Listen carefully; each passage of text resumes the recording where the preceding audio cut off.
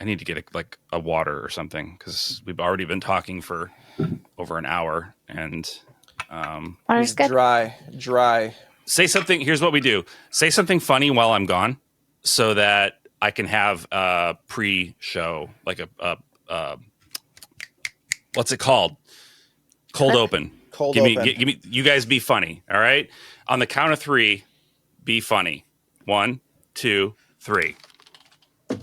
Well, I'm never funny. I'm sorry. I fail. Brandon's not here, so we've lost. He's the only one who does the cold opens, or rather, he clips the ones that are his cold opens. He always leads with. It's true. He is kind of He's a little bit promoting. selfish in that. I know. It's the narcissism. Brandon's... It's a narcissism. Let's see if he clips this. Yeah. Brandon's narcissism on the podcast. It's very blatant. I know. You guys have no idea how much he gaslights us. And All the time. He just did it. Were you guys funny? Maybe. I don't know.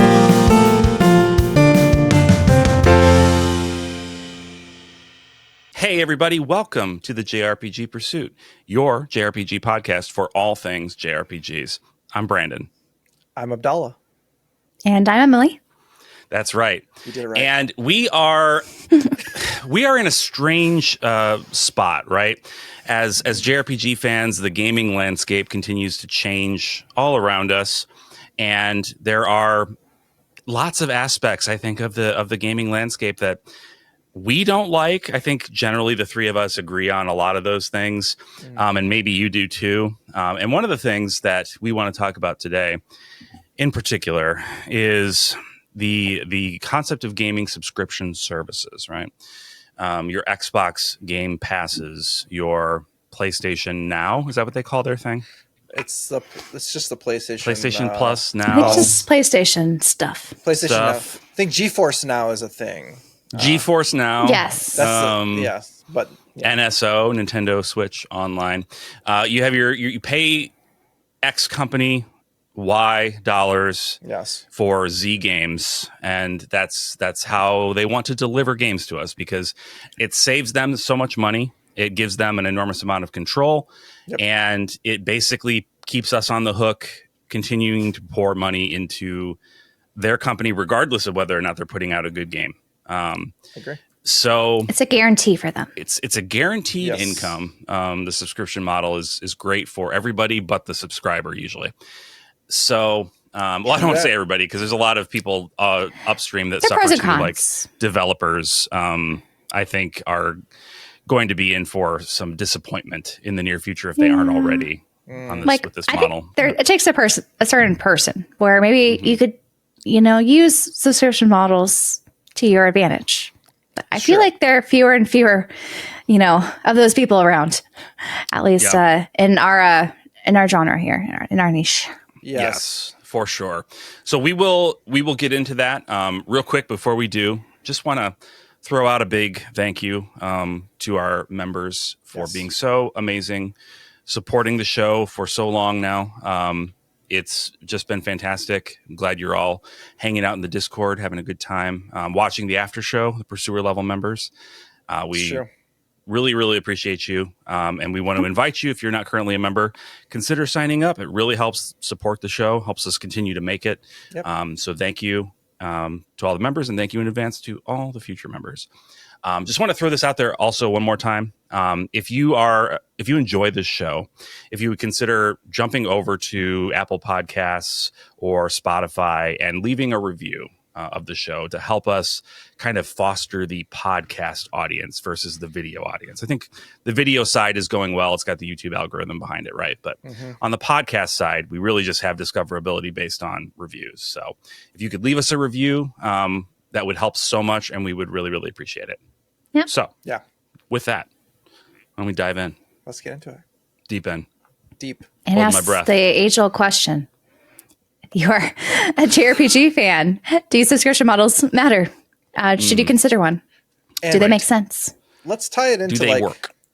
And let's tie it into something, let's say, like recently. So in the last week, recent events, like in the last week, we all just heard about it, and we've seen the aftermath of this announcement from Xbox that they've raised their subscription model for the ultimate version, all basically across the board, but especially the ultimate, like the top tier version of Game Pass, to $30 a month. Is that a 50% increase? It's a 50% increase. Yeah, it was 20, went up to 30. Yeah, which is like wild. Paying that much a month for a subscription is, as you could tell, like if you go on if anyone's who's been on the internet, $360 a year. Exactly, $360, because like they don't give you any annual model. Like I'm not going to say at least Sony, but like they still have this subscription model. At least makes it sound like it's like a better thing, but it's really not. But at the same time, like at least they give you the annual model, like version that is slightly cheaper than the like if you paid it individually each month. Options for discounts. Exactly. Xbox doesn't give for Xbox, no, but they claim that you could get points to redeem features and get discounts. But really, no. I don't. That doesn't fly, man. Those points, that's a weird excuse. Those points don't go anywhere. So let me ask the question that I think Microsoft would ask then to the people that are upset. It's like if it's $360 for a year, that it's like is $1 a day. $1 a day, but it's like 5 games, 6 games, say 6 games, but it's actually probably less than 6 games per year if you were to buy them retail, right? But with this subscription model, this is sure, but we'll get there. But Microsoft is saying if you were to buy these games, you'd only get 6 games max, say 5 games. For that same price. So isn't this a great deal? Because you have access to hundreds, I'm assuming. I don't know how many. 400 games is what they claimed for the ultimate tier. And they're great. Lots of day one releases, right? Like your Gears of War, your what other games do they have? That might be it. Doom. Doom. No, they have plenty of games. Like they have, the Oblivion. And, I mean, they've had a lot of good releases, like the Bethesda stuff. This past year, they've had a good, I think, release schedule. You got to give like Xbox credit where credit's due. Is that they had we had they had Expedition 33 day one. Expedition 33. You had Silk Song, which is Indiana not a $60 game. Was Indiana Jones last year? In this last year? Yeah, that was last year. Okay, so you had like all these like really like actually very high quality experiences coming to Game Pass. Like, so there is like, it's not like, like it's not like we're saying they don't have any games. Like they do actually have, they've had more games than. And they fund games a lot too. Like they usually pick some good winners. Yeah, exactly. So like, it's not all negative towards them.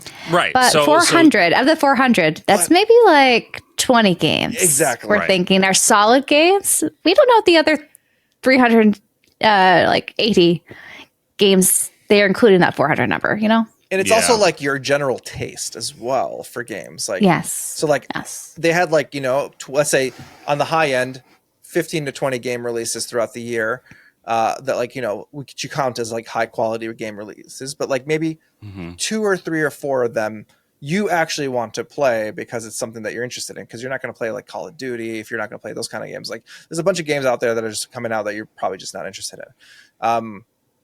And it's like highly unlikely that you're going to be interested in every game that releases. Yeah. Right. And then also to pad out their Ultimate Edition, they've also included, I think, Fortnite bundles, right? Which I don't know how many people, if you're playing a lot of, the Ubisoft thing too, but if you are a JRPG fan, you're probably, buried in hundreds of hours of RPGs. I'm sure some people, of course, there's some overlap of people who play Fortnite, but you want that included in a subscription model? Like, would you actually pay money for these things and have time to, actually use them? Exactly. That's a big question for me. So the question, I think the question for our presumptive audience, right, JRPG players, is does this kind of service make sense for us, right? Our community of people that play the kinds of games we play, because somebody who plays like lots of Call of Duty and Battlefield and those types of multiplayer games, like they want to have access to those games. But if they want to play, even if you just wanted to play like the story of the new Call of Duty, you can play that campaign and you could probably blow through it in a dozen hours, 15 hours. Easily. I don't know how long they are. But that game would have cost you $70. If you're subscribing to the service, you pay your $30 for a month. You play that game and probably 2 other games in the month from that selection of games, and you're happy. For people like us, right, that like these JRPG long games, 60, right? 80 hour games, 60, 80, 100 hours. If you are spending the month playing essentially that game, one game, you know, your value from that subscription is so much less than somebody else who's playing through more games, right? Exactly. Unless you want to just like maybe spend an hour each day to play something else. But I don't know about you guys. I can't really balance a lot of games that I just kind of, you know, try out when I'm having, you know, a big experience that I'm in the middle of. Yeah. Like we talked about on our last episode, it's like, it's really hard to balance that kind of stuff. At the same time, it's also like, it's like you get the same experience like you get with like Netflix or other streaming like things where like it's like choice paralysis that I feel like, you know, I'll like, if I start to get into the habit of bouncing around the games, then I'll never finish a game. And I'll lose focus easily. Yeah. Like, I guess I will say there are people who enjoy gaming that, you know, they don't necessarily finish games, and that's fine. But I feel like a majority of JRPG players, a lot of them like to at least get close to finishing. Yeah. Because, you know, it's rewarding to see what the end of the story unfolds. Yeah. If you are playing a game that has story as like one of, if not the primary focus, the idea of not finishing the game is akin to watching, you know, 80% of a movie and then turning it off and never going back to it. Like, why would you do that? Most of us, I think, probably wouldn't. No, exactly. So you have to finish these games, and you don't have to 100% them. You know, that's a whole different type of playing. I certainly don't either. Like, it's a whole different thing. But you can, but you don't have to. And it's an option. So if you're spending 60 to 100 hours playing a game, you know, how many of those are? Well, first of all, I'm kind of curious how many like JRPGs are on Game Pass. Like, is it a large number right now? I'm going to say no, but I think there's a lot of Western RPGs, instead of JRPGs, and they do have a lot of studios that work on Western RPGs. So I could see the appeal getting that day one, maybe through a subscription service. You get a lot of Persona games. Like they have a lot of Atlas. Money. Yeah. If you include Expression 33, that's on there. So there's some options, but there's not as many options. Yeah, on Game Pass. Like I feel like not it's looking like, at the list. It is definitely a hit or miss what JRPGs you get on there, but like, you know, you get things like Yakuza series. You get a lot of Sega stuff that kind of shows up here and there. That's but also Atlas. Exactly. You get like the Atlas Sega experience. So there's some like indie games like and some Final Fantasy games have been going on over there too. They also get taken off pretty quickly because they added most of the Final Fantasy games, and then like I think more or less a lot of them are gone off of the. I didn't realize that off of Game Pass itself.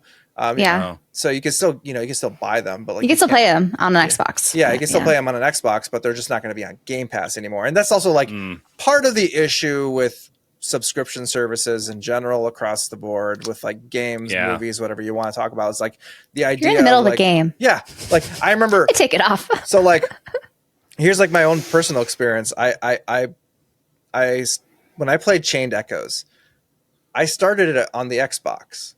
Because I remember I was like, I played it on the Xbox, and because I wasn't sure about it, and I remember I was like looking through it, and I was like, I heard a lot of good things about it, so I was like, I'll try it out and see how it is. So I started it up, and then I got addicted to it, and then realized within the week that it was leaving Game Pass, and so I was like, well, I'm just not gonna. Oops. I'm not like I like this, so like I ended up just going and just buying it digitally. Elsewhere, just playing through it. But it's like one of those experiences where like I got into the game, I was playing it, and then all of a sudden I realized I'm like, oh man, like I don't have time to finish this before it's already gone. And so like you can get caught up in that because like every week or like, often they'll kind of like announce like what's coming to Game Pass and what's leaving Game Pass. And you're like, man, it's just crunch time. Yeah, crunch time. So it puts like anxiety in how you play, which is not the great way to play. There's already backlog anxiety, which we've talked about. Yeah. Like, to add that pressure to it as well, where it's like, I need to get this done or it's going to be gone and I'm not going to get and you're going to lose your data. And like, unless you bought it then digitally on Xbox, you would like have to start over on another console or something. Exactly. Like, that's no good either. Yeah. So yeah, I mean, from the perspective of somebody enjoying longer games, I have a hard time understanding or justifying wanting to play those kinds of games on that platform, even Western RPGs, right? It's not just it's like, if we frame it as a longer game thing, all of your Bethesda games are going to be potentially hundreds of hours. Yeah. Mm-hmm. It's especially hours. I feel like it's especially, it makes a bigger point with Western games, because Western JRPGs, because of like the amount of time that you end up sinking into those games and the amount of times that you restart and redo, like do certain areas to get different like experiences. Like Oblivion, you can play that game in multiple different ways. You can create different builds. You can do all these different things that people will spend like 200, 300, 400 hours playing through that game multiple times. But so, if you play it for the year, you could have just bought it for cheaper. I know, like if you if you have Game Pass and you're paying $30 a month, but you're just playing that like for the next 3 or 4 months, doesn't make sense. You've just spent over $100 to just play a game that you could buy for $60, brand new. Yeah, and also, was it? I think it was cheaper, wasn't it? It came out for $50. Yeah, and I'm sure there's discounts. Yeah, after a certain time. There's ways to get discounts around those things, and like. Yeah.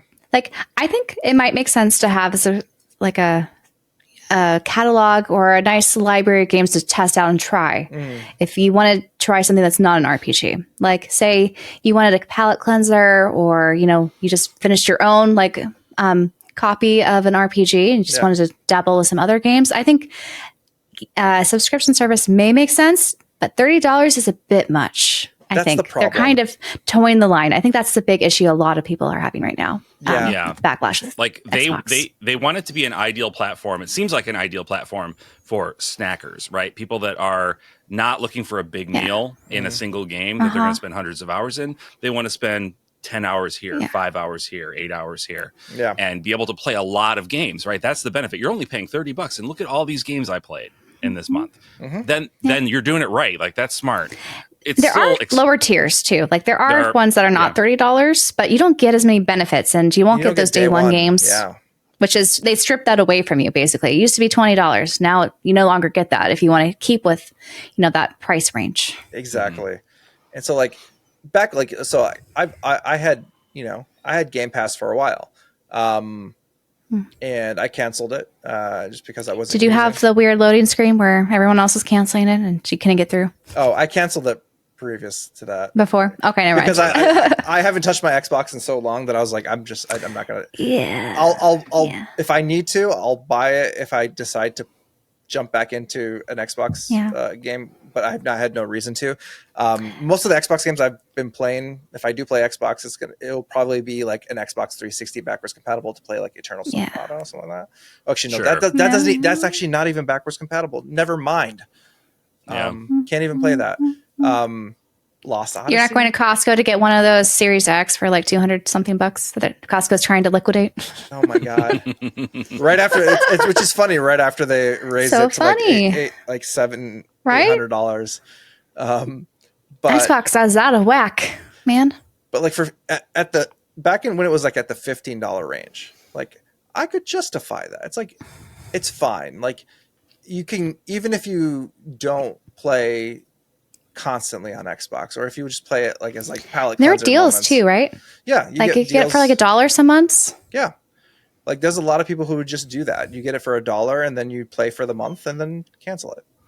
You get your free, like if you buy a new, I don't know, PC component or something. Sometimes you get like 3 months of Xbox Live or whatever. Yeah, like, cool. They don't do that anymore, though. I think no, I don't. I know I had 3 months free that I never used, that I was just sitting on. It's probably invalid. Expired. Yeah. Like the nice thing about it is like it's also the experience, like because they have a lot of really random like or indie games on there. And so it's a they used to be a good promoter of indie games. Exactly. So like, which is a shame. you get a lot of experiences of like, you can play a game. Like the first time I ever played, what's that one with the fox that's kind of like a Zelda game? Tunic. Yes, Tunic. It's like the first time I played Tunic was on Xbox, and then I realized like, I'm like, this is really good. I want to buy it physically. And so like, it kind of gives me like, it's a great introduction to many indie games for sure. Exactly. Like, it helped me test like, do I like this game enough that I want to actually purchase it physically? And actually, but at $30 a month, that just doesn't become practical. That's really what it's. Yeah, that's what it's all about. Not all about, but that's a big part of it. Is like the value proposition of a $30 a month system that lets you kind of sort of play test games that, as a collector, say you would maybe want to buy, or even just as a player, you might want to invest a full amount of time in. Yeah. Versus a $15 a month service that does the same thing. Yeah. Right. I could justify a $15 a month to have a smorgasbord of different games that I could just kind of pick and choose from when I'm in between stuff that I'm really investing time into. Yeah. Like I wouldn't feel like a chump for that if I had a service that was $15 a month. Yep. And the thing about this $30 a month price hike, it's not over, folks. Like this is not the last price hike. Nope. You're starting to see the instability in this system that has always been there, but that Microsoft has until recently been willing to boost up just with their limitless cash, right? Like it was not a money-making endeavor for them. Mm-hmm. It was just a loss leader or whatever you want to call it. Yeah, loss leader. They are starting to they're saying that it's time to pay the piper, basically. Like they're working on getting you used to the idea. Other companies are doing similar things, right? Nintendo raising the prices of their games from $70 to $80 in some cases. It's becoming a thing, but Xbox is definitely part of leading the charge right now of getting us used to gradually paying more and more and more. And they're really just echoing, right? Like the movie and Netflix sort of model. They started raising their prices, even though people were angry, and we started seeing more fractured, subscription services where they don't offer everything. Yep. So they're getting worse, but you're paying more. It's exactly what. Yeah, it's the exact same playbook, and that's kind of the way like disruptive tech stuff works. Is you put out a product that you cannot possibly sustain with the money that it makes. You put it out, you drive everyone else out of business. And then once everyone's out of business, here you go. You raise the prices and you have a whole bunch of people that are dependent on. And I've been saying for I don't know how many years now, ever since it's been a thing, how much I dislike the Xbox Game Pass model because of what it means for not just us as consumers. Yes, it means a lot for us as consumers. We're going to have to pay a lot of money. Yeah. But it means even more to developers of games because if that is the only way to get your game played by people, you will have no choice but to put your game on the Game Pass service or whatever, and you will get whatever scraps that Microsoft is willing to toss you. Like it's a bad state. It's not a good situation for them to be in either. It's I think on top of that, I think we're at a state of like just existence where everyone is just tired of subscriptions, like the whole subscription model across the board. Where I'm starting to get tired of it. I've always been like big into subscriptions. I'm starting to get tired of it, guys. Like it's too much. It's a lot. It's like there's so much everything in your life. Everything in your life has just become a subscription, and then when you add it to add up. Like how can you sustain this for multiple things, not just games, but everything? Everything, smart home, like everything is a freaking subscription. Yeah. You want games to be too. And people will, and let me just throw the counter argument that I hear sometimes, right? Is that, well, for people that don't have as much money, right? This is a way for them to be able to play games. It's even if it's $30 a month, like, right? It's even if it's $30 a month, it's like, the Blockbuster stuff, right? They're able to rent. Right. It's still cheaper than going out and buying a brand new game. I don't have a big argument against that. I think that's a fairly salient point. If I thought you could also get cheaper Microsoft games other ways. If I thought that Microsoft could sustain a service like that on the backs of people that don't have disposable income to be able to just buy a brand new game, I would say fine. But I don't think that that's the case. Like, they are not going to be comfortable relying on that audience solely for their profit going forward. They're going to want to bring in they're going to want to have a big tent. They're going to want everybody on this platform using it. Yeah. And a concern I have too with this sort of model is we're going to have exclusive games only available on these subscription services, and they get yanked, or, they just get lost over time once, the service ends or they move on. That's my biggest fear. Like, as we get like NSO closer, right now for sure. I don't like it. I want to get into Nintendo at some point.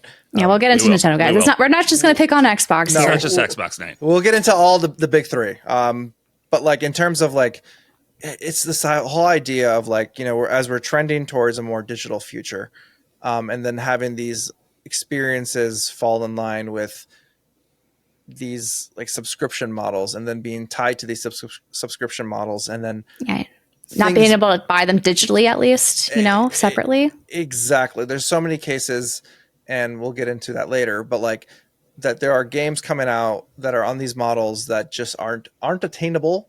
You can't just buy the game digitally. You have to buy the subscription model to get access to the game, which is just a terrible model. In theory, it sounds nice, right? Yeah. Because you have all these cool games that you could potentially play, but where's the time? Yeah, exactly. That, and like, you also have to you have to be constantly online. So let's say if you're like, if you forgot, just to jump a gun, I guess, if you have your Nintendo Switch, and if you haven't logged into your, let's say, GBA app, and it's been a week maybe since you last logged in, and all of a sudden you're on a plane, you're like, I want to play some Golden Sun, and you get on there and you try to click on that, and it says, nah, sorry, you haven't. Brah. You haven't certified that you're. You haven't checked in recently. You haven't checked in enough recently to tell you that like you actually have access to this. So we're allowed to play this. Exactly. So we're not going to let you do that, and so you're screwed and out of luck from that perspective. And that's just it's a frustrating situation that's completely anti-consumer. But that was a rant. There it is. Yeah, it was a rant. That's fair. Yeah, that's fair. And we were just talking about going on a plane, but there's other instances, like, I don't know about you guys, but I've definitely had power outages and other, not having service, like when you travel and stuff. Mm-hmm. Exactly. If you have Comcast, then your internet will go down at some point, and it will take ages for it to come back because they're working in your neighborhood. I've never seen sorry, your game library is inaccessible. And this is just talking about, people with, semi-reliable Wi-Fi and connections. Like, this is discounting, other parts of the world and rural areas that definitely don't. And the worst thing about it is with Xbox, if you want to look at it from an Xbox perspective, still, is that Game Pass is inaccessible if you don't have internet. So if you don't have if it's not hooked up to the internet, even if you download that game and it's on your system through Game Pass, it's still I'm pretty sure it's still not going to work. Because I've had moments. I remember when my power went out, or not my power, my internet went out. And my something happened with my internet, and so I tried to hop on a game that I was already playing. Then I realized I'm wait, no, I can't even play this game now. So I'm gonna just turn off this Xbox because it is now just a paperweight. Because I can't do anything with it until I get my internet back. So I'll just gonna leave it at that and just go play on something that I can actually play a physical game on. One interesting thing about the new Xbox subscription model, though, is it seems like they're giving more access to just PC. And with the price hikes of their box, I'm just curious, are they kind of through making hardware? Is this them giving up the white flag?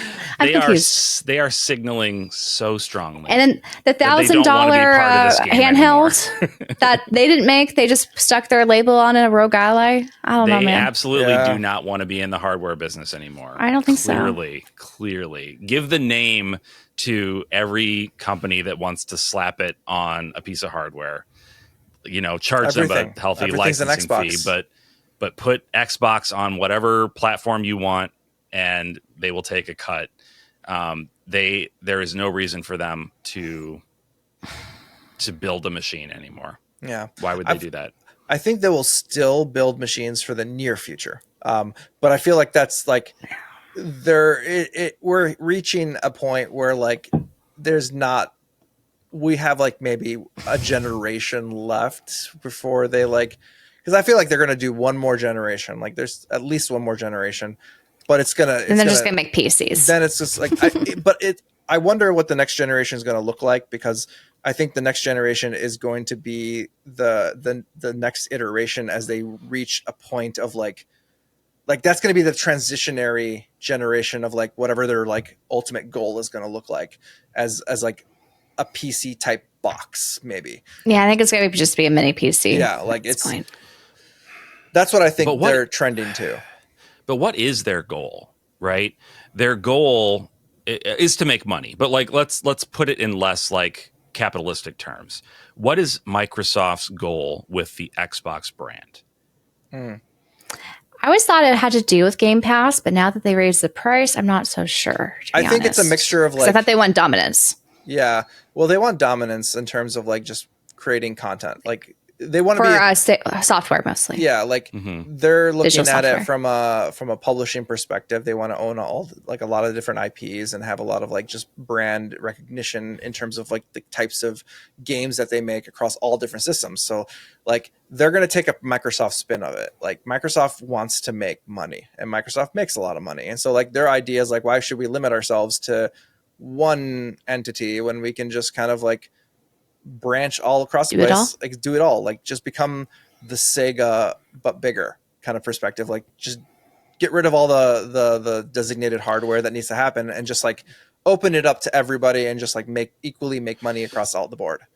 Well, and the funny thing is they're not even like creatives, right? Like they don't want to make the games, they just want to make money from the games. Yes, it's the profit from the games. So you look at like Sega, that was a company that obviously had a lot of business people that were running things, but it also had a huge creative team that then moved on to making games for other consoles. Like Microsoft will buy studios, absolutely, full of creatives, and then lay them all off. But like they're buying, the material to have the stuff, have the games made, but they don't. There's no creativity in Microsoft. They're just there to cash in on the things that they've invested in. So it's like Sega, but it's not, because there's not not that core of creativity to Microsoft. There's nothing to grow from that seed, and I think that it kind of shows how little they care and even understand about the creative side of it, given how many studios they've shut down after successes, The only thing that reminds me of reminds me of Sega from this perspective is the fact that like Sega towards the later half of its life did make a lot of business decisions that were thought to be okay from a business perspective. Be like, let's make the 32X. Actually no, Sega CD. No, Saturn's coming out right away. So like they kept making these like really bad like business the Sega story. The Sega story is really interesting. Like if you haven't read the book Console Wars, it's interesting. Just throw that out as a recommendation for people. It's very interesting to hear how that whole story went down. Like the biggest thing with Sega was the Japanese side hated the American side so much. They resented them for being successful. Which is so funny, like the company just shooting itself in the foot. Like they ate themselves from within. And then now now I think they're in a good place, right? 100%. Sega's doing they're fine. Making games. They're doing their thing. Doing a great job with their games too. But my point of all that was that like Microsoft isn't that. They are not like, oh, now we can look forward to third-party games from Microsoft. It's like, well, not really. You can look forward to Bethesda games and what other studios do they own? Activision games, right? Like they're going to have the Microsoft and maybe the Xbox logo on them. But they're not from Microsoft. Like they've never been Microsoft. There have never really been Microsoft games. A few. Gears of War was like an internal studio, right? That was Was it Gears of War? A Halo, certainly, right? No, it was Bungie. I don't know. They've had some internal studio work, but very little. So they don't have the mindset of a creative company. So I kind of wonder what their third party output's even going to look like once they are fully out of the hardware game. I think it'll be similar to what we're seeing now. It'll just be like more extensive in terms of the software of like, we just won't have to worry, like they just won't market hardware really, like unless it's like just Xbox branded items, things like that. So I think they branded and they hope that the fanboys buy them. Yeah. Because like at the end of the day, like, I mean, and that's where like we kind of like tie this all back to being like the JRPG situation, is that like Xbox has never been a JRPG branded like system. Like you didn't see a lot of like outside of like Lost Odyssey, Eternal Sonata. Yeah, they tried in the 360 era. Like, 360 era tried to push things, and we had Mistwalker on there that had a lot, like, you know, did work extensively on the Xbox 360. But at the and then same partnering time, with like Atlas stuff more recently. That's about it, though. Exactly. And so like the biggest games you'll see are going to be multi-platform, and then from a multi-platform perspective, JRPG like players generally will either own a Nintendo console or a Sony console at this point.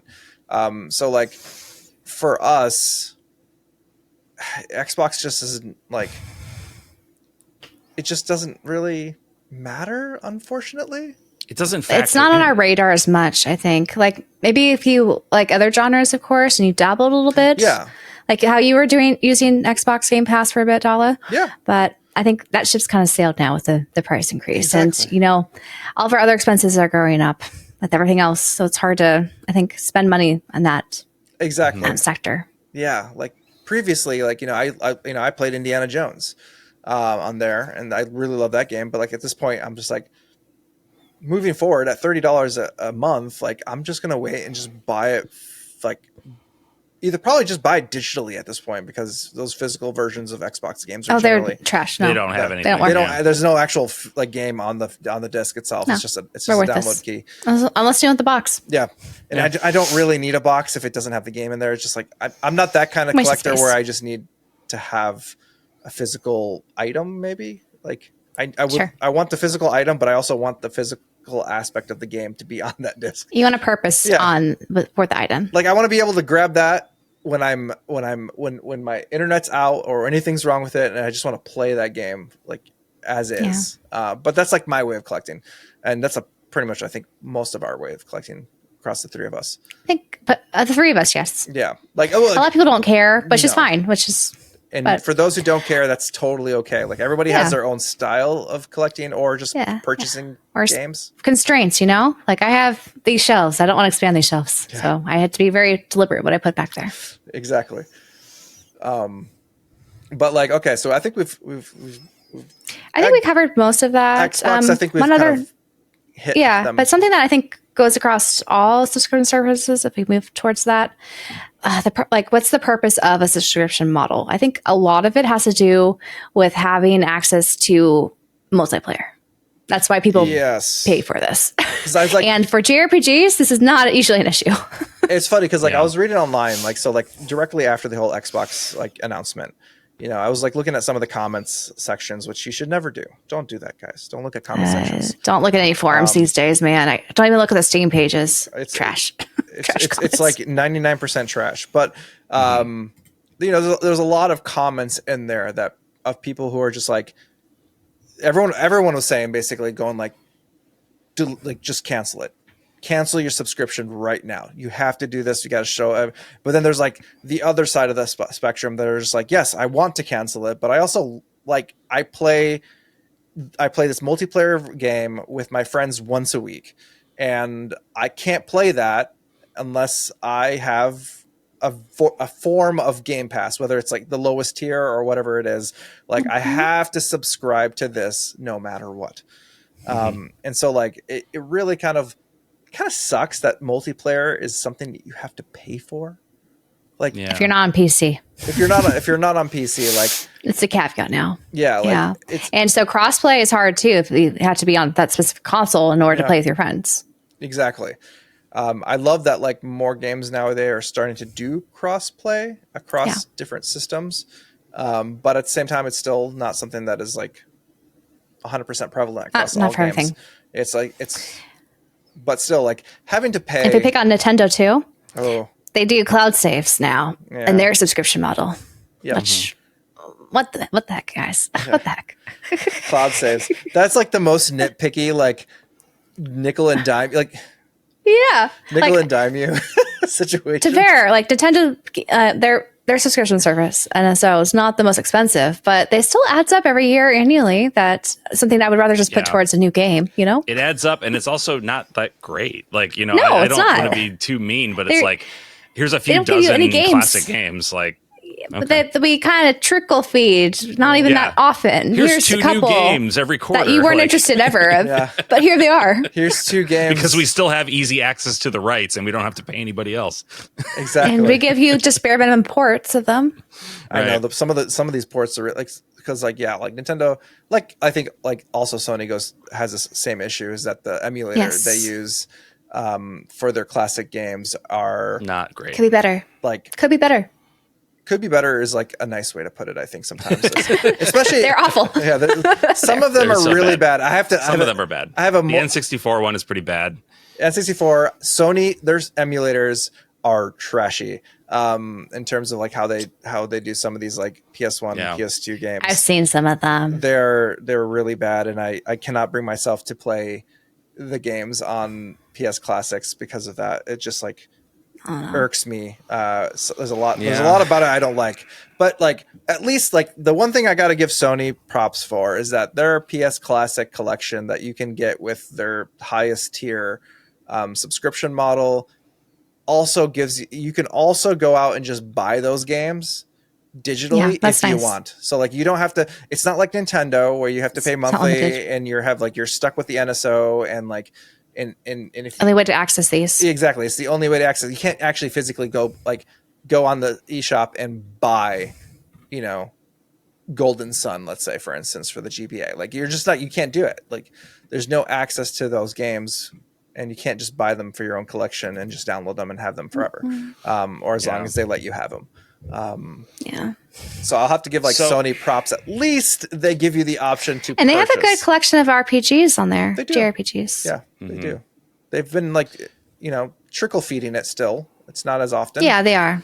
But it's a bit more robust compared to the others, I think. Exactly. There's just more to pick Though they've been available for a long time since the Vita and PS3 era. We lost so a they've bunch only just added to it. Which is unfortunate because I think they had like a lot of the Suikoden games. They had a lot of PSP era.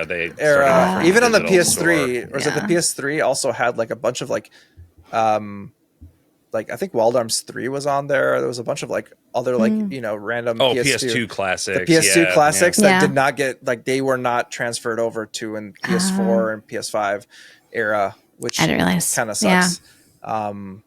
Yeah.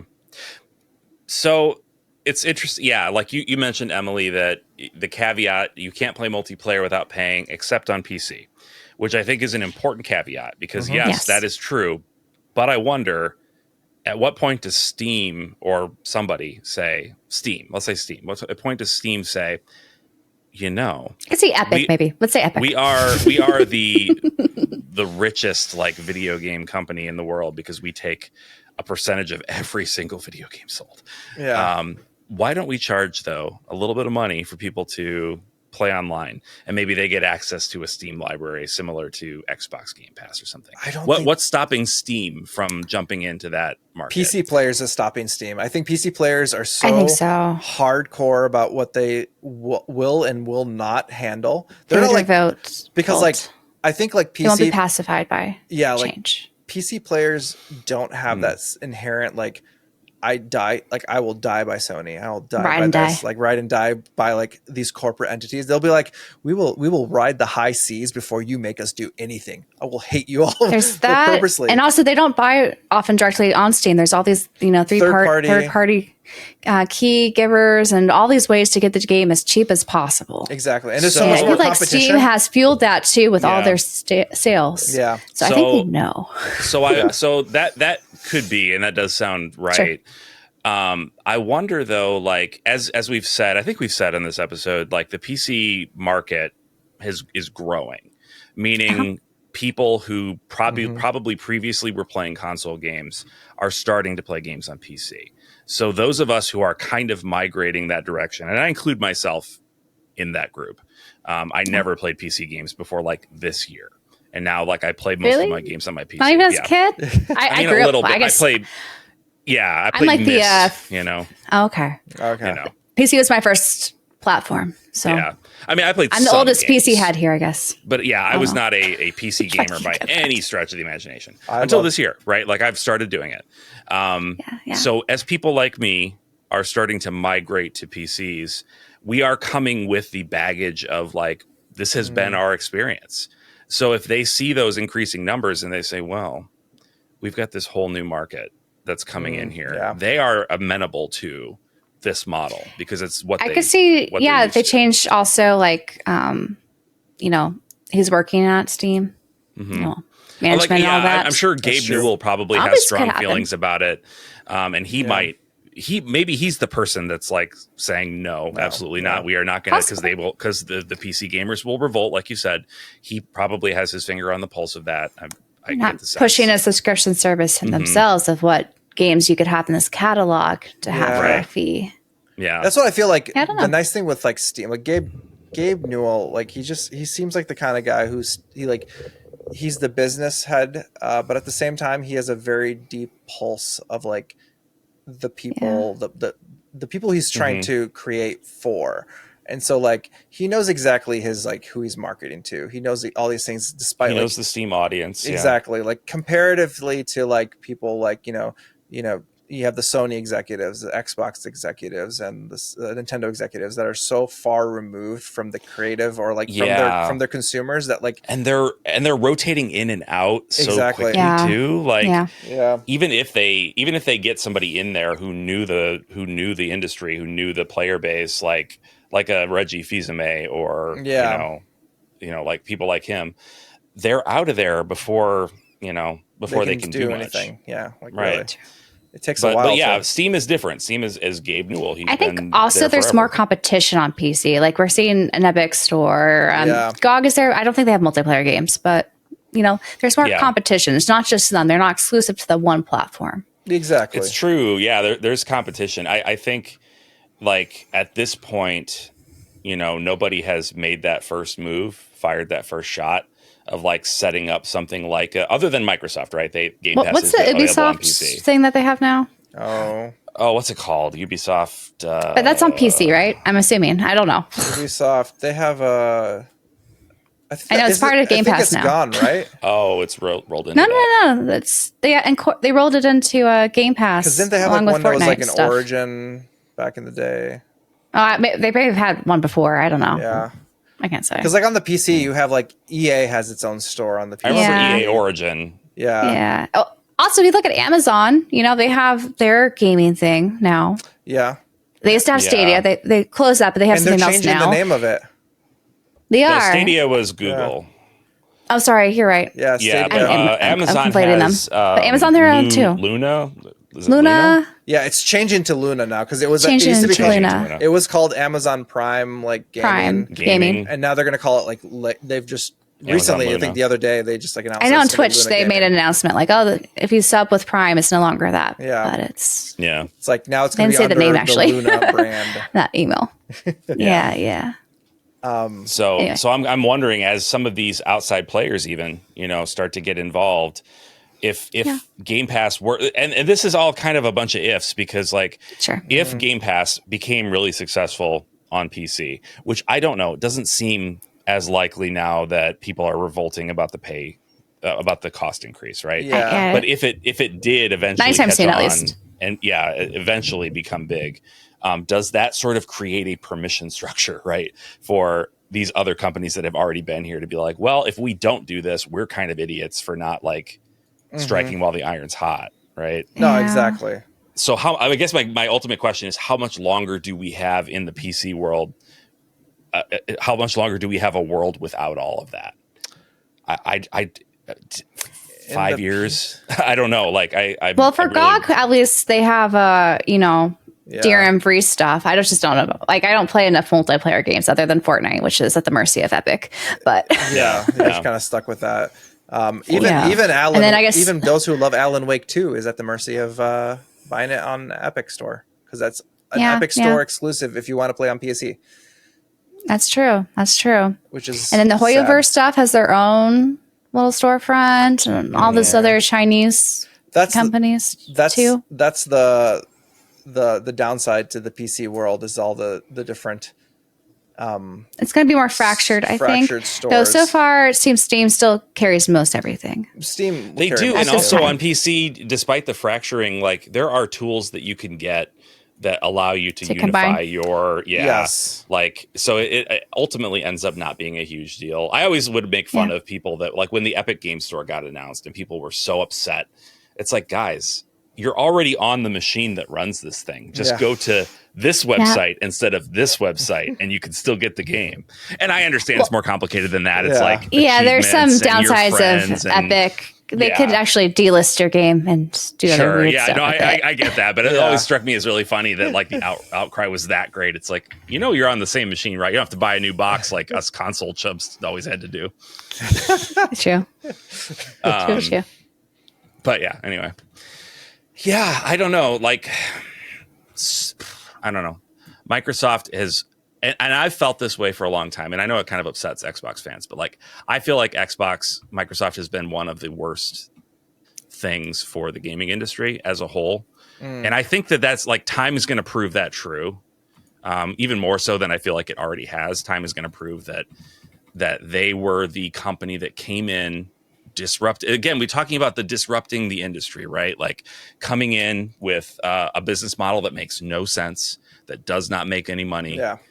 Disrupt, push everybody out, jack up the prices, and then you are stuck. You have no options. And that has been like their goal. And if you look at this price increase and you don't see that clearer now, I don't know what to tell you, because like, this has been the plan all along, and they're not done. They're not done. It's going to be $40 a year within 2 years. It'll be $40 a year. And we might see more layoffs. And there's definitely going to be more layoffs. Which is very, it's like a stressful time for like consuming media or just existing at this point, with all these different things happening. Yeah, I think I said $40 a year. $40 a month is what I meant. If I said, that's what I figured. I think my brain turned it into months. Maybe your brain translated it automatically, or maybe I didn't actually misspeak. I don't know, but $40 a month, it's coming. $40 a year would be pretty $35 nice. At least. $40 a year would be great. Yeah, I'll take it. I would be tempted. Maybe they'll transition to $35 a month in between. They'll do it one step at a time. One step. Yeah. Although they're not even flinching at raising the price 50% suggests to me that maybe they don't give a crap. I'm just gonna do it. I'm curious to see like how, like, in the long run, how many people would have canceled their subscription / like lowered their subscription, and whether that will affect, like, I wonder how much of an effect that will make on the bottom line for like Game Pass in general, post like this announcement of the $30 a month thing. So like, I'm just curious to see like what the aftermath of that's going to be. If you look at Netflix, like, they were down for a bit, but then they shot back up. Their stock was really high. They're doing fine still. I know. So who knows? I could also what I could see is more ads being included for free games. Having the ad tier. Yeah. You watch an ad before you could play the game for free. Was that officially announced, or was that just a leak? Was that a leak? They were talking about that recently. That Xbox is rolling out. That's a rumor. I'm just saying I could see this happening. Yeah, I think it's just like with the Amazon Prime does that for their movies and content now. Yeah, I see that be more of a thing. So Microsoft, maybe this is part of the strategy. Then raise the price to $30 and make a bunch of people mad, and then be like, well, though, we've got this really cheap option. Got this cheaper tier with ads. You watch a 2-minute ad, and then you are free to play. Go nuts. Yep. And they can charge a premium for those ads. So like they're more than making up for the lost subscriptions. Honestly, I see this happening because Netflix did this. Mm-hmm. They might also offer a tier where you don't get, the highest resolution or whatever, a little bit like a drop in quality. Interesting. Yeah. You know, I think there's a lot of options here that you could just model based off of what they've done on, you know, TV shows and movies. I don't know how they would be able to. I guess they could like limit you, but it would be. You won't get 4K. You could do 1080 max. But that would be such a. I don't think they'll do down to 720. I can't imagine that. Like, no, not anymore. But 1080. But like, because like you're not streaming the games. That's the problem. Well, I think we could see more streaming. Maybe okay, that's true. We're not streaming the game. Yeah. But if they go more towards streaming, then I can see that. Yeah, like you know they have their streaming. If they did streaming, or they could be very brazen and just like. If your account isn't a high enough tier, lock the resolution at a lower resolution. I can't see them. You know, I don't know that they would do that, but I don't think they would. You're right. I could see them doing that to because like that already happens with streaming for sure. For that streaming already for sure. happens. Yeah. GeForce does that, and like other like they do. Okay. They limit you. Like you have to pay like they have a pricing structure for like. If you want the ultimate like graphics or like you want like just a typical like 1080p. As someone who's never had Game Pass, I just assumed there was some streaming on it, but I guess there's not. You get, I think you get Sony access has to more of that. Sony has more of that, right? If you have Ultimate, if you have Game Pass Ultimate, you do get access to you'd call downloading Xbox's cloud. Cloud streaming, like so you can do that. I wasn't too far off. No. Okay. So like you do get access to cloud streaming, but I don't know. And that was how Sony did it, right? I think you can download Sony games now as well, but like for a long time, PlayStation Now was just like you are streaming it straight from their servers. I tested it for like a month, and I was like, "This is terrible." But that was back, you know, in the dark ages of 2014 or whatever. Yeah, 2014, dark ages. Now they don't like the only thing you can stream for Sony is they have streaming abilities for all their games, but especially for PS3 games. That's how you play the PS3 games on the PS5. Is that because the PS5 just can't handle that cell processor? You know, I can't do it. Can't do it. So they have to you have to stream it, which is not a great experience. Yeah, that lag. That lag, baby. Not as big of a deal for JRPGs and like turn-based JRPGs. Yeah. As long as there's no timing mechanic, but still annoying. Still, even for a turn-based it's not game, pleasant. No. Yeah. You don't like seeing like my finger has come off the button already, and then the character performs the action. Don't love that. Don't love it. No. I get like sensitive to that, and it always irks me the wrong way. I tried with my brother's Steam Deck trying to stream. I think Trails of Cold Steel 3, and the music kept like getting off. I was like, it was so bad. Sound is always what gets really rough with streaming. Which is really bad for, JRPG enthusiasts, because we have the banger soundtracks we want to listen to. The music is always so good. Yeah. The only good streaming experience, honestly, I think that I've ever had is the PlayStation Portal. Like, with my, I have good internet, but like with my good internet, like, and everything hardwired in, my PlayStation hardwired in, like, it's beautiful. And I'm spoiled for streaming because of that. Like, I don't think I could use anything that wasn't as good as that now, which is a problem because most of it is not as good as that. But it is very convenient to play. Like, I still like Portal wise, like I don't like playing anything that's too actiony on there. Because like it could work well, but it's still a little bit of that like slight lag that it's primarily a turn-based thing, even though like I don't really experience lag with it in my house anyway. I still primarily play turn-based stuff with it just because it's like there's like at least a few, like a handful of frames of input lag, or like a few maybe that like you get a few frames maybe.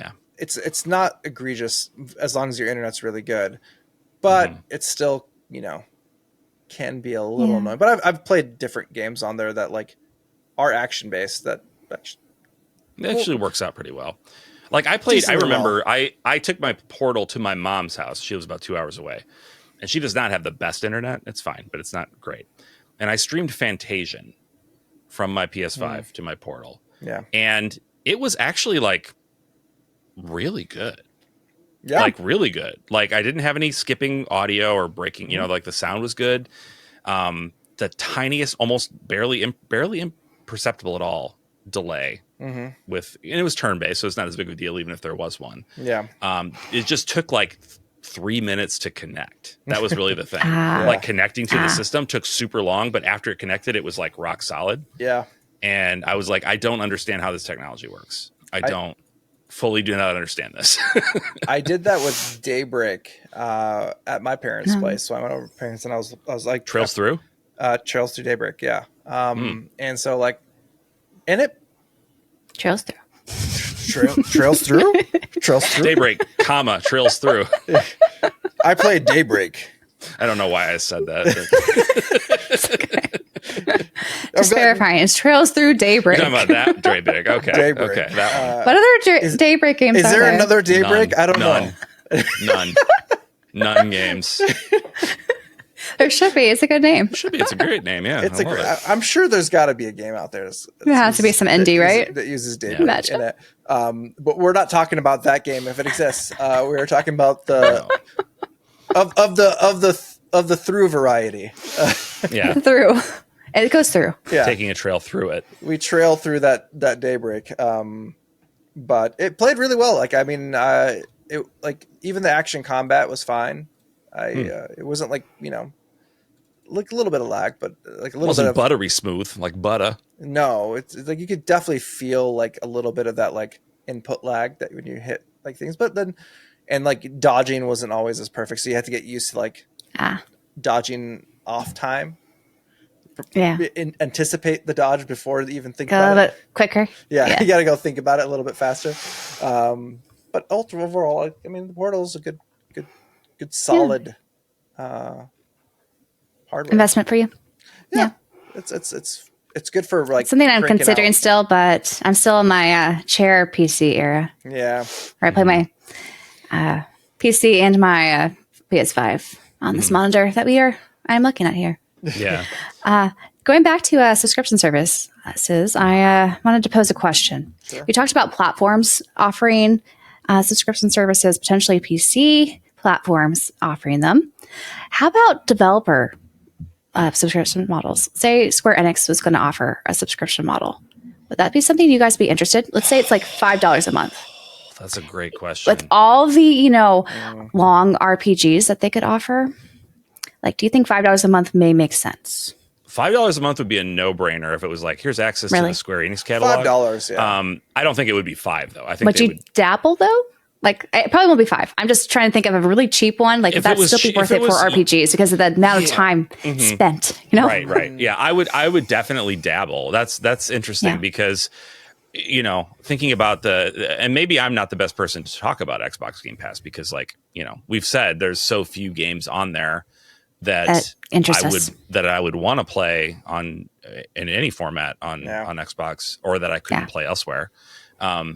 Like a developer focused one or a publisher focused one, like Square Enix, that's a little bit of a horse of a different color. Like, but at the same time, it would be subject to the same ultimate destination as all subscription models, which is selection goes down, price goes up. That is what happens with every single one of them. So it's like, and a lot of those you probably own the back catalog already. Maybe not some of the cool older titles in theory, for most people. Yeah. And then you have access maybe day one to their new titles. Which I would also be buying day one. Yeah. So it's interesting from the perspective of somebody who's maybe not as hardcore buying every game that comes out. Like, if you don't buy physical, then that's definitely something that would be more, I think, up JRPG players' alley. I think for now, until it evolves or devolves into what the ultimate form of all these things is. I think it'd be like as I say for Square, for instance, it'd be somebody who like maybe just got into JRPGs more recently, or maybe took a break and hasn't played a lot of the older Square games that are maybe even harder to find nowadays. And they want to find an easy way for them to get into it and play some of those games as they maybe try to build up their backlog of like physical games or something like that. Because like some of those games can be expensive. Let's say like in classics, like let's say Square Enix, if they did this, they put like Xenogears and they put all these like classic games, like their back catalog, basically the whole thing. And so like a lot of these games, people just don't have easy access to them, and especially if they're not into like emulation or things like emulation. that. Yeah, exactly. Like they don't want to. They don't want to worry about emulation. They don't want to do anything to do. Don't want to deal with that. Exactly. So like this would be like an opportunity for them to even test some of those games to also see if. Do you think just a one genre subscription service makes sense though? Would people get too fatigued? You know. Yeah, it's sort of like, I mean, there are one genre movie services like Shudder is like all horror. For horror game. Yeah, or BritBox if you want, British if you want British stuff. Dramas and comedies. British stuff, like locale. I mean, even within BritBox though, there's variety. It's like not it's like all British, but it's like drama. We'd say in RPGs are variety. Right? True. You got action, you got turn-based, you got retro, you got new. Yeah, if you were casting a wide net and you were saying like all subgenres of JRPG, maybe that would be okay. And Square Enix also publishes non-RPGs if we want to pick on them, Okay. Yeah. Like Life is Strange. Like I would love a chance to play The Quiet Man. Never played The Quiet Man. That's true. Let's download The Quiet Man. Oh, there's all those what is the visual novel they did that looked really cool? Paranormacite? Yeah, that one. I was interested in that, but it was only digital. So I kind of ignored it. Yeah, I've yet to. That's always been on my list of like. Yeah, I just recently was thinking about picking that up, and then I thought, why would I do that? I don't have time. What's time? What's time? It is on sale for $12 right now, though. That sounds like a nice deal if I had time. Maybe I'll just get it and add it to. I got a whole shelf of visual novels I've not played though. I know. I know. Yeah, I played one visual novel in like the last 2 years, and I haven't finished it yet. I've still got more routes to do, but I still need. Did you play No Sleep for Kaname Date? If you count that one, I guess you count. I think of those as. I still need to play the second. Yeah, they're adjacent. Sure. My biggest issue with it's a slippery slope as we start to fall into like streaming services that are catered to like advantages, one genre of things. It's like the idea of like, when streaming became a thing and Netflix became a thing and you're like, I'm going to cut cable. I'm going to go out, get rid of all this stuff. I don't have to pay, hundreds of dollars for all these, channels that I don't care about.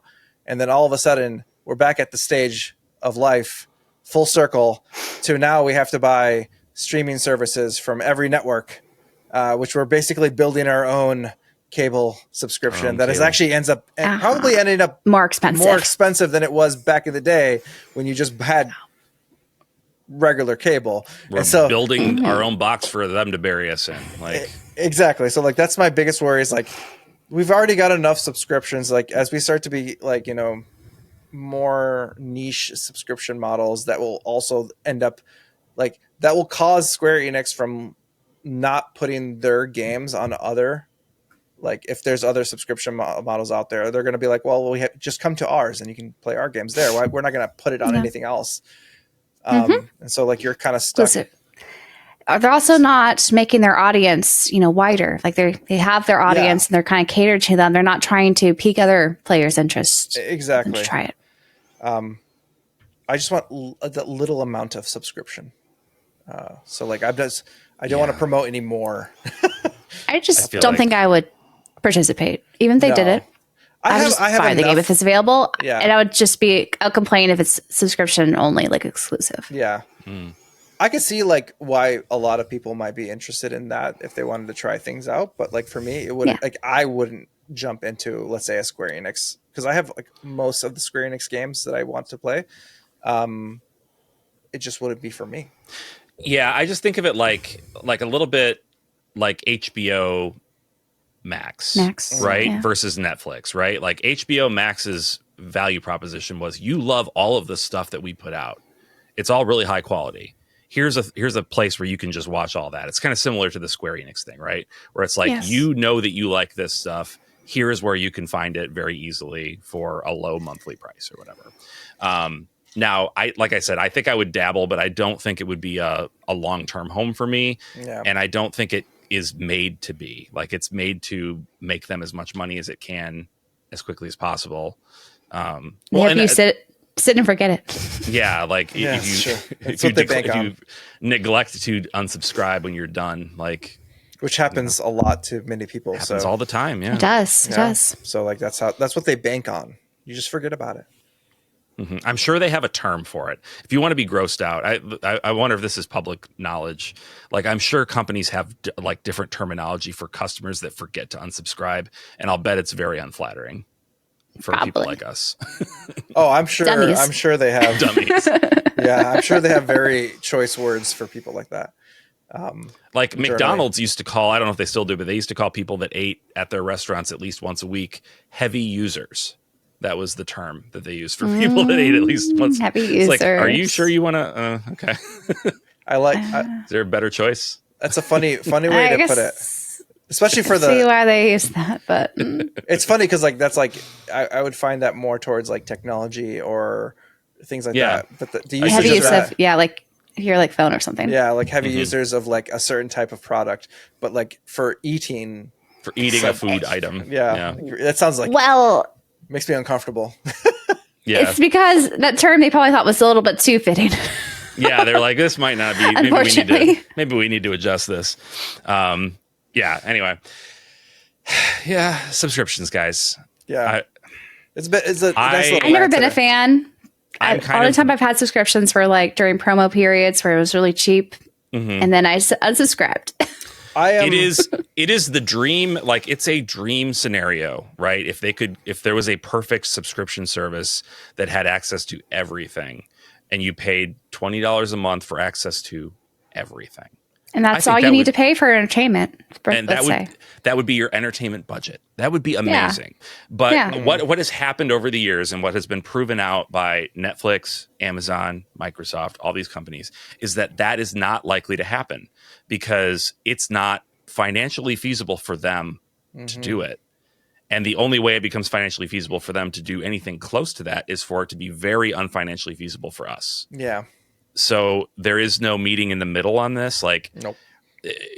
Utopia. There's no utopian solution for streaming or for online subscriptions to video games.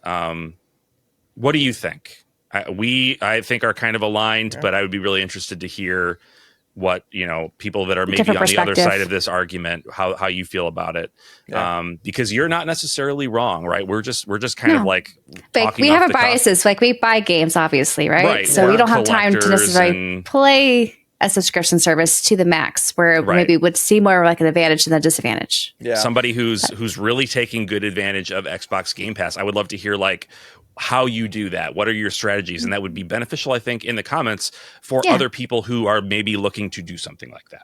Yep. So please let us know. We would love to hear your thoughts on that as well. Please. Yes. And subscribe. Please subscribe. And subscribe. Just throw that in there. Jam on that subscribe button. I want you to click that like button so hard it just breaks your mouse. Boom. Like. Do it. Don't break your mouse. We don't need more expenses in these times. If your exuberance causes you to break your mouse because you're so excited, hey, you know what? I'm flattered. Or why don't you tickle those keys? Tickle them keys. and show us and give us a little bit of that sugar. Because and now you're deeply uncomfortable. There you go. So uncomfortable. Oh man. I can't wait to see the comments about that. With that, yeah.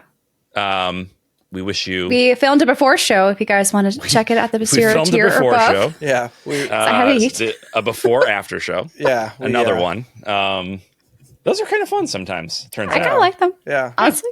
Sometimes like the vibe is there. We feel like we have to do a before show. We're like, let's just get into Let's just do this now. We're already in the mode. Doing it. Yeah, we're already doing We're in the zone. Exactly. Yeah. And honestly, I don't think we're low spirited this time around. No, I think we got the energy pretty decent. Yeah, it worked out.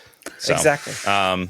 But yeah, check it out, Pursuers. If you are interested in becoming a Pursuer level member to be able to watch the after show, click the join button and do it. Make it happen. Do it. And there's no join button there. It's in the description. I think. Yes. So you're an ISO. And with that, good night, y'all. Good night. Or good day. Bye. Good night. Bye. Why do we say this? Why do we keep saying that? No time zones here. Bye. I know it's nights. Take care.